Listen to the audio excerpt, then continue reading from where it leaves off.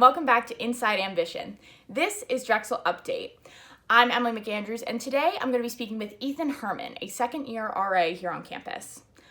But before we start, make sure that you guys go ahead and like this video and subscribe to the channel. Hi, Ethan. How are you?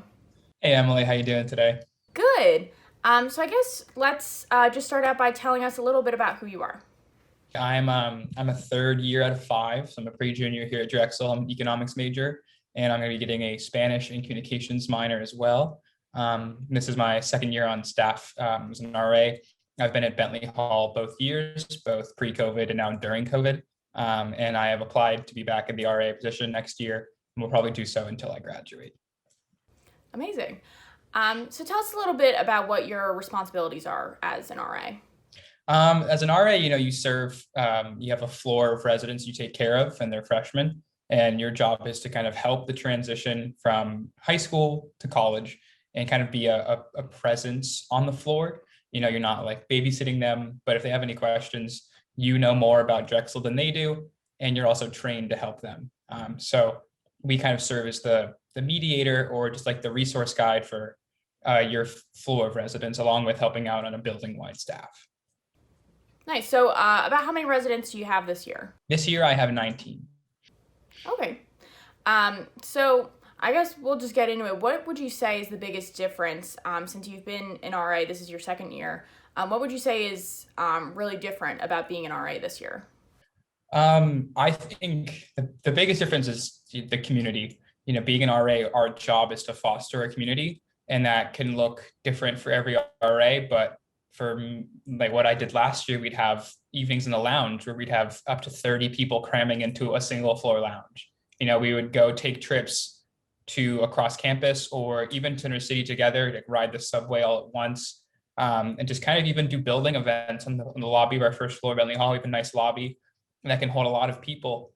And that kind of really just creates a wonderful community space and an environment that you want to be in and live in. And with COVID, we have to be distanced even on our floors. I can't really see my residents that much. And even when I do, I have to be at least 6 feet apart wearing masks, and I can't really see their facial expressions or can't really gauge as well as how they're doing than I could during a pre-COVID time. It's just very barren compared to last year. So what have you tried to do to connect more with residents? The goal, I think, is whenever you're outside and you recognize one of your residents, talk to them as much as you can. Unfortunately, as the winter, we have a very harsh winter on our hands this year. So being outside for a long period of time is a hard sell to any of your residents.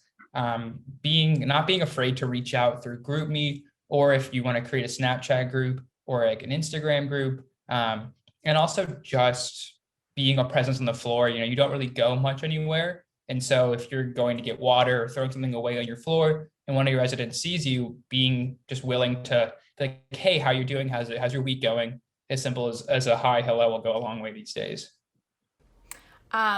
So what's something hugely you've learned from your experience in this position? I think last year and this year have different learning objectives. Last year, my goal was to learn how to be a leader among people who were my age. Yeah, I am a little younger for my year. I don't turn 21 until April. So I was 19 and like a half, not even, when I started being an RA, and I had residents who were 18 and 19. And it's hard for people to take an RA seriously sometimes if they're like, oh, I'm only 6 months younger than you. And so my goal is, how do I have myself established as an authority figure and also a resource and a mentor role while only being a handful of months older than residents. This year being 20, and I have a majority of my residents are 18, there's a little bit more of a gap.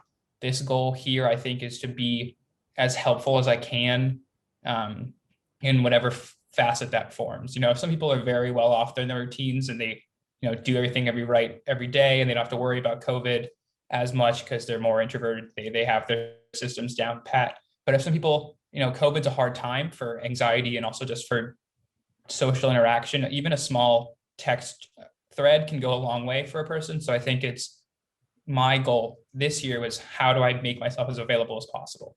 And that's just I think even if it's just, picking up the phone a lot more than I need to, but still being available for my residents, that I'm doing my job. Yeah, and I think that'll become a lot easier as we head into the spring and it gets a little nicer. Moving in the winter certainly is tough, to say the least. But of all of it, is there any particular favorite memories or things about being an RA that really, that have really meant a lot to you? Yeah, I think it was actually a very bittersweet moment. It was I had the pleasure of having a wonderful floor last year at Medley Hall. I had 52 residents last year, created by 19 this year, and I had a co-RA named Miriam, who was with me on the same floor. And right when everybody had to leave in March, the world was shutting down, so to speak, and we needed to know like when they were leaving, if they were staying, if they're going to stay for how long. So there's a lot of frantically sent text messages and threads to the group and individually. But as everybody was kind of trickling out and leaving Drexel, they all individually kind of sent messages of thanks to me and Miriam. And it really just meant a lot to us. Sometimes we wonder like, is what we're doing affecting our residents? Is it creating a positive community for them? We can only tell by the interactions we have, but we don't know if they're just putting on a face, like being nice, like, oh, our RAs are doing this, we have to kind of be nice to them. We never know if it's just that. But seeing those heartfelt messages come through as they were leaving Drexel, like realizing their freshman year was over and that was the last time I was gonna be the RA, I think that made me feel really proud and accomplished to know that the work I was doing was in fact paying off and helping them out a lot. Well, that's great to hear. It definitely is definitely nice to hear that, you were loved by your residents, and hopefully, as things get better, this year can do it. And as you continue on, you can continue to have some amazing residents and be an amazing RA. But so thank you so much, Ethan, for coming today. Thanks for giving us this amazing perspective.